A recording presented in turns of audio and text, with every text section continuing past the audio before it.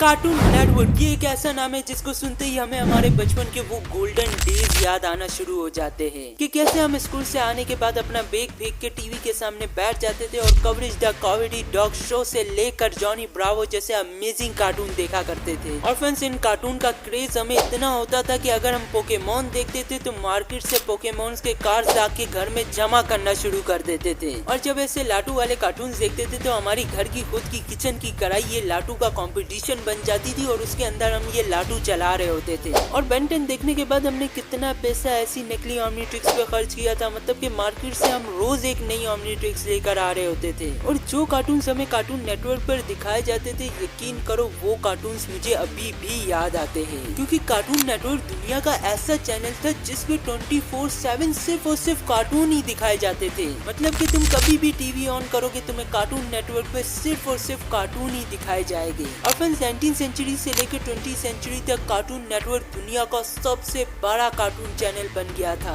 और 20वीं सेंचुरी के बाद कार्टून नेटवर्क चैनल ने कौन सी ऐसी गलती कर दी कि अभी कार्टून नेटवर्क चैनल लॉस में है और क्यों कोई कार्टून नेटवर्क देखना पसंद नहीं करता। और इस वीडियो में हम आपको कार्टून नेटवर्क का राइज और डाउनफॉल दोनों बताएंगे। तो लेट्स बिगिन। तो इन सब चीजों की शुरुआत होती है एक इंसान से जिसका नाम था टैड टर्नल। और फ्रेंड्स, अगर ये इंसान ना होता तो शायद हमें कार्टून नेटवर्क चैनल देखने को ही नहीं मिलता। टैड का शुरू से ही एक फैमिली बिजनेस बैकग्राउंड था, क्योंकि टैड के फादर का खुद का बिजनेस था। और टैड के फादर का बिजनेस था बिलबोर्ड एडवर्टाइजमेंट का। और फ्रेंड्स, जब टैड 24 साल के थे तो इनके फादर की डेथ हो गई थी, जिसकी वजह से इनके सारा फैमिली बिजनेस की रिस्पॉन्सिबिलिटी इनके कंधों पर आ गई थी। और फ्रेंड्स, इस बंदे ने अपने फैमिली बिजनेस को बहुत ही अच्छी तरीके से संभाला, ना कि अपने फैमिली बिजनेस को सक्सेस की तरफ ले गया, बल्कि बहुत ही ज्यादा एक्सपेंड कर दिया। और फ्रेंड्स, इस बंदे ने यूएसए के चैनल्स में एक चीज नोट की कि यूएसए के चैनल्स अपने चैनल पे कार्टून सिर्फ एक ही टाइम पे एक ही वक्त पर दिखाते थे। तो इस बंदे को ख्याल आया कि क्यों ना एक ऐसा चैनल बनाया जाए जिसपे 2400 घंटा सिर्फ और सिर्फ कार्टून ही दिखाए जाए। और ये बंदा इतना बड़ा रिस्क लेने जा रहा था। और उधर यूएसए में पेरेंट्स अपने बच्चों को इतने ज्यादा टीवी देखने नहीं देते थे, क्योंकि फ्रेंड्स उस वक्त ये मिथ छाया हुआ था कि टीवी देखने से बच्चों की आंखें खराब होती है और कौन पेरेंट्स अपने बच्चों को 24 घंटे टीवी देखने देगा। मगर टैड इन सब बातों को इग्नोर करते थे, क्योंकि उन्हें अपने आइडिया में एक बहुत ही बड़ा पोटेंशियल नजर आ रहा था। और फिर ये बंदा अपने इस आइडिया पे काम करना शुरू कर देता और ये ब्रॉडकास्टिंग के जरिए एक बहुत ही बड़ी लाइब्रेरी खरीदता है। और ये कोई छोटी मोटी लाइब्रेरी नहीं थी। इस लाइब्रेरी में हाना बारबिया, एमजे स्टूडियो, वार्नर ब्रदर्स जैसे बड़े बड़े स्टूडियो के कंटेंट के राइट्स थे। और फ्रेंड्स, ये वही स्टूडियो जिन्होंने Tom and Jerry, Scooby Doo, Popeye और सुपरमैन जैसे क्लासिक शो दिए हैं। और फ्रेंड्स, अभी टैड के पास कार्टून की कोई कमी नहीं थी, मगर अभी भी टैड को एक ऐसा चैनल चाहिए था जिससे वो इन सब कार्टून्स को बच्चों तक पहुंचा पाए। और फ्रेंड्स, इस काम की जिम्मेदारी टैड ने इन मैडम को दी जिनका नाम था बैटी कोहेन। और फ्रेंड्स, ये मैडम और कोई नहीं बल्कि कार्टून नेटवर्क की पहली वाइस प्रेसिडेंट थी। और इसके बाद टैड और बैटी ने 1992 में एक ऐसा चैनल लॉन्च किया जिसमें 24/7 सिर्फ और सिर्फ कार्टून ही दिखाए जाते थे। और इस चैनल का नाम था, तुम तो गैस कर ही चुके होगे, सिर्फ और सिर्फ कार्टून नेटवर्क। और फ्रेंड्स, जो सबसे पहला कार्टून शो कार्टून नेटवर्क पे दिखाया गया था वो इस बनी का था, जिसको 2 मिलियन घरों में दिखाया गया था।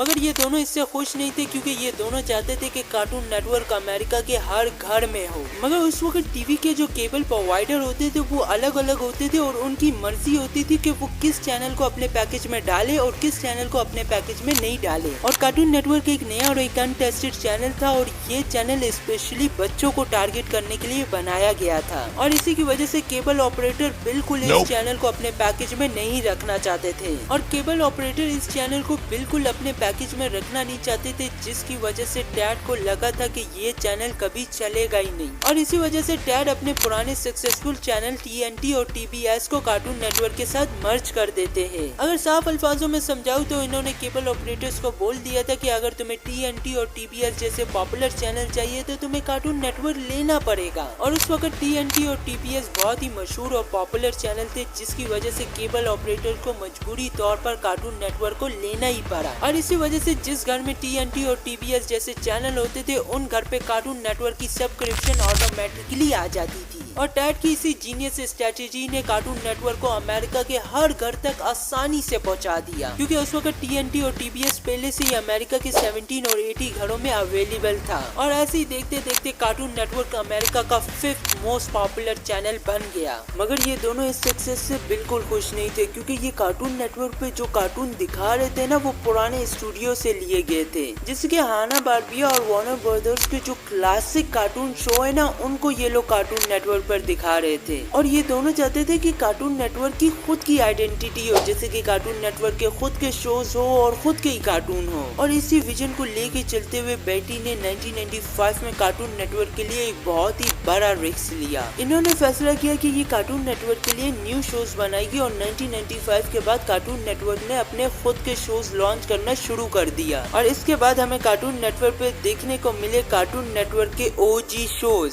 जैसे कि जॉनी ब्रावो, पावर पप girls, coverage, the comedy dog show और ऐसे OG शोज हमें कार्टून नेटवर्क पे देखने को मिले। मगर इन सब में से सबसे ज्यादा पॉपुलैरिटी इस शो को मिलती है जिसका नाम है एड एड एडी। और ये शो लोगों को इतना ज्यादा पसंद आया कि कार्टून नेटवर्क पे इसको पूरे 10 साल तक ब्रॉडकास्ट किया गया था। और इसके बाद कार्टून नेटवर्क ने एक और स्टेप लिया और अब कार्टून नेटवर्क ने बच्चों के साथ साथ अडल्ट को भी टारगेट करना शुरू कर दिया। और इसके बाद कार्टून नेटवर्क पे एंट्री होती है एक नए ब्लॉक की, जिसका नाम था अडल्ट स्विम, जिसमें हमें रात के 11 बजे के बाद ब्रैकी एंड मॉडी, समुराई जैक और जस्टिस लीग जैसे अडल्ट शो देखने को मिले। और इसके साथ साथ कार्टून नेटवर्क एक और स्टेप लेता है और वो जापानीज कार्टून को भी कार्टून नेटवर्क पे दिखाना शुरू कर देता है, जैसे कि पोकेमोन, नारुतो और ड्रैगन बॉल जी जैसे कार्टून अपने चैनल पे दिखाना शुरू कर देता है। और फ्रेंड्स, ये जितने भी स्टेप कार्टून नेटवर्क ने लिए थे, ये सब के सब सक्सेसफुल हो गए थे।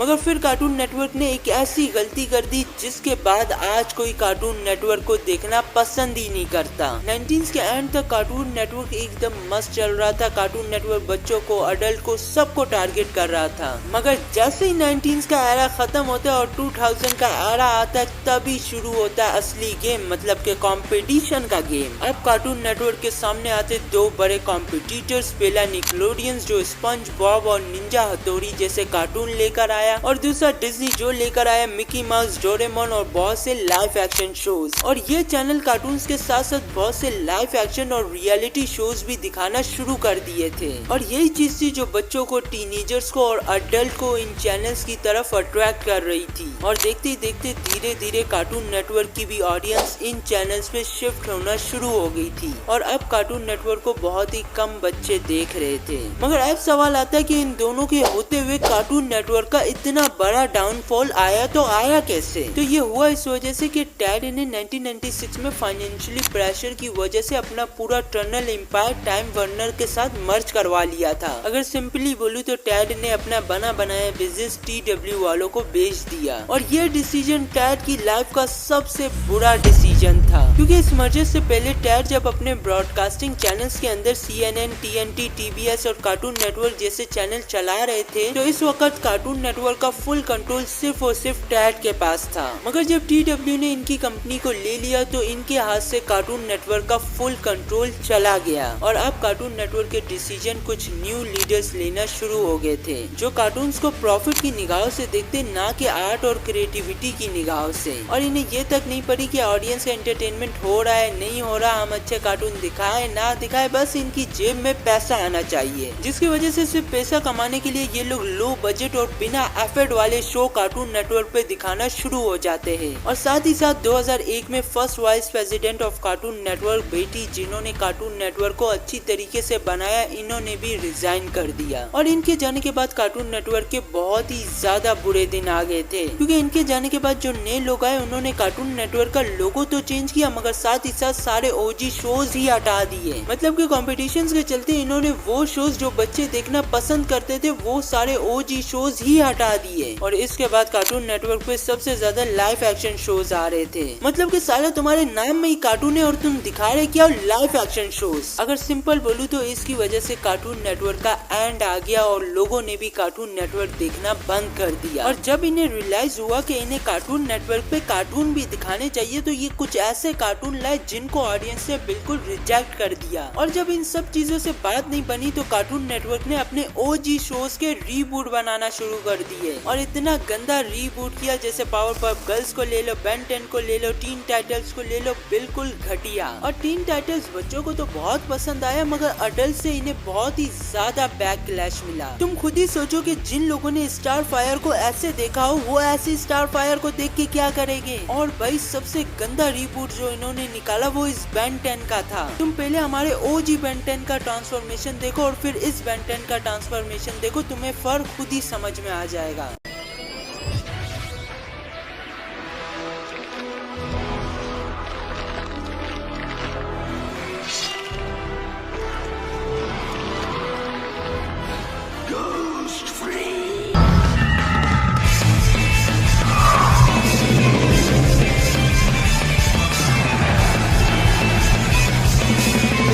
It's the biggest piece of dog shit. और अभी कार्टून नेटवर्क सिर्फ और सिर्फ बच्चों का ही चैनल रह गया क्योंकि ये सिर्फ बच्चों की ऑडियंस को टारगेट कर रहा है। और सारे कार्टून चैनल्स के डाउनफॉल का एक बहुत ही बड़ा रीजन था और वो था इंटरनेट। क्योंकि अभी बच्चे टीवी से ज्यादा यूट्यूब पे कार्टून देखना पसंद करते हैं। तुम खुद बताओ कि जब से तुम्हारे पास मोबाइल और इंटरनेट आया तुमने लास्ट टाइम टीवी कब देखा था? हाँ, तारक मेहता के लिए कभी ऑन कर देते होगे वरना तुम्हें टीवी को ऑन ही नहीं करना। चलो यार बस इधर ही तक थी हमारी वीडियो और इधर तक आने के लिए तुम सबका थैंक यू। और जाने से पहले सब्सक्राइब, लाइक, शेयर जरूर करना और कमेंट में अपना फेवरेट कार्टून जरूर बताना।